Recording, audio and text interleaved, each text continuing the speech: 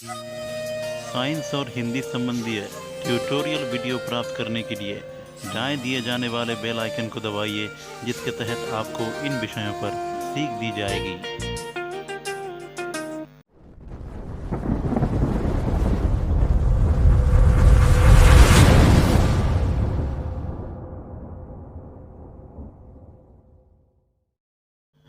Student, आज मैं एक बार फिर से आप लोगों के साथ जुड़ चुका हूं और आज हम लोग डिस्कस करेंगे स्टेट्स ऑफ मैटर के बारे में। लास्ट वीडियो में हम लोगों ने डिस्कस किया था मैटर के बारे में, पार्टिकल्स के बारे में, पार्टिकल्स के जो कैरेक्टरिस्टिक्स हैं उसके बारे में हम लोगों ने पढ़ा था। एक्सपेरिमेंट किए थे जिनके तहत हम पार्टिकल्स के उन कैरेक्टरों के बारे में हम लोगों ने जाना, ढंग से जाना। और अभी हम लोग बात करने जा रहे हैं स्टेट्स ऑफ मैटर के बारे में। स्टेट्स ऑफ मैटर मतलब मैटर के कितने टाइप होते हैं। तो मैटर के दरअसल तीन किस्म के मैटर होते हैं। वो हैं सॉलिड, लिक्विड और गैस। मैटर जो है, मैटर के तीन स्टेट नज़र आते हैं हमें हमेशा।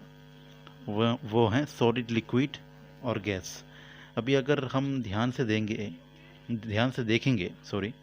अगर हम लोग इसे ध्यान से देखेंगे तो फिर हमें पता चलेगा कि सॉलिड, लिक्विड, गैस, ये जो स्टेट्स ऑफ मैटर जो हैं ये हमारे आसपास हमेशा ही रहते हैं। चाहे वो सॉलिड की बात करें, चाहे आप लिक्विड की बात करें, चाहे आप गैस की बात क्यों ना कर लें, ये तीनों स्टेट्स जो हैं हमारे नेचर में मौजूद हैं।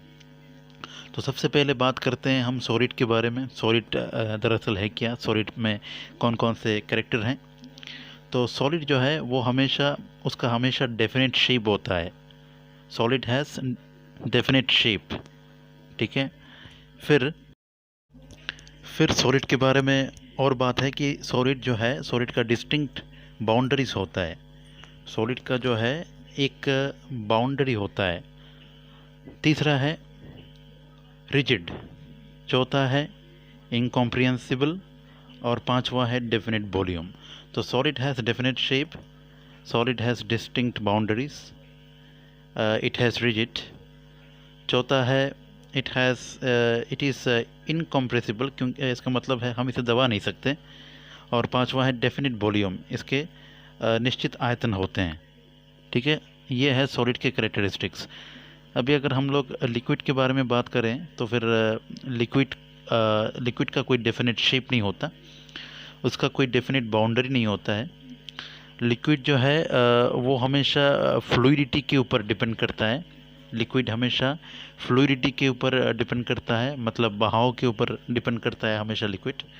चौथा है लो कंप्रेसिबल, उसे कंप्रेस कर सकते हैं लेकिन इतना भी नहीं, एवरेज पकड़ लेते हैं हम इसे, low compressible.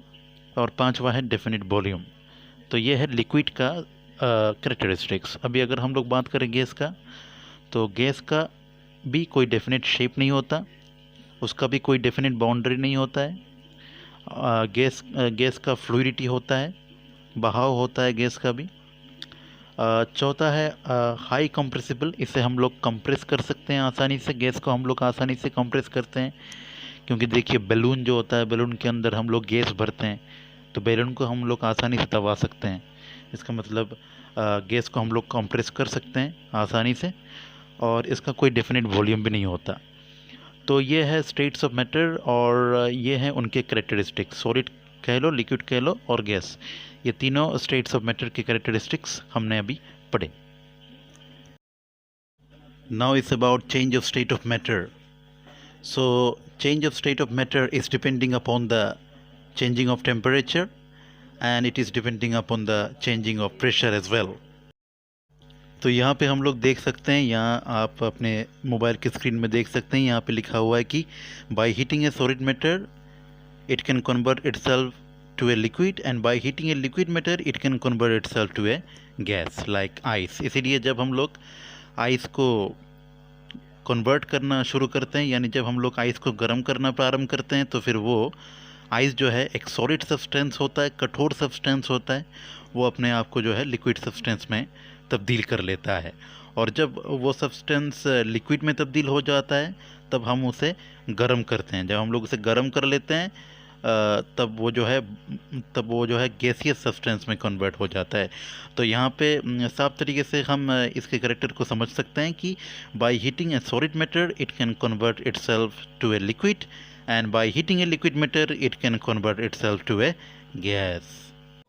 So that means this process can be reversed by decreasing the temperature, and if we apply pressure to a gas and if the particles of gas will so close to the particles of liquid, then it turns itself to a liquid, and if we constantly apply pressure to a liquid, then it change itself to a solid like lighter.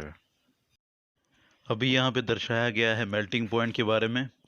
तो melting point दरअसल है क्या, जिस temperature में कोई भी एक solid substance पिघलकर लिक्विड सब्सटेंस में तब्दील होता है एटमॉस्फेरिक प्रेशर की वजह से, तब वो उसका मेल्टिंग पॉइंट कहलाएगा। Means the temperature at which a solid melts to form liquid at atmospheric pressure is called its melting point. To know more about the melting point, let us do an experiment with which we will know more about that. So at first what to do, we have to take ice in a beaker, place the beaker over a burner and place a thermometer along with the beaker. Now we need to check the temperature of a thermometer which indicate us as 0 degree centigrade. Now we need to put on the burner. After some time we will notice that ice will start to melt. When ice will melt half of the beaker, again we need to read the temperature of the thermometer, which indicate the same temperature as 0 degree centigrade. It indicates us about the temperature which is remaining as same as before. So with that experiment we can easily rectify that it is happening because of the latent heat of fusion. Now what is called latent heat of fusion? The amount of heat required to change 1 kilogram solid to its liquid state is known its melting point. That means by doing this experiment we can easily say that this is happening because of the latent heat, and this temperature will be remain same as 0 degree centigrade till the last piece of ice melt. Now it's about the boiling point. What is called a boiling point? You can see a picture on your mobile screen. You can easily understand here that here we are boiling water. So first of all we need to know what is called boiling point. So the temperature at which a liquid boils to form vapor at atmospheric pressure is called its boiling point. जिस temperature की वजह से कोई भी एक liquid substance boil होकर vapour में तब्दील होता है, और तब्दील किस वजह से होता है, एटमॉस्फेरिक प्रेशर की वजह से, तब वो उसका बॉइलिंग पॉइंट कहलाएगा।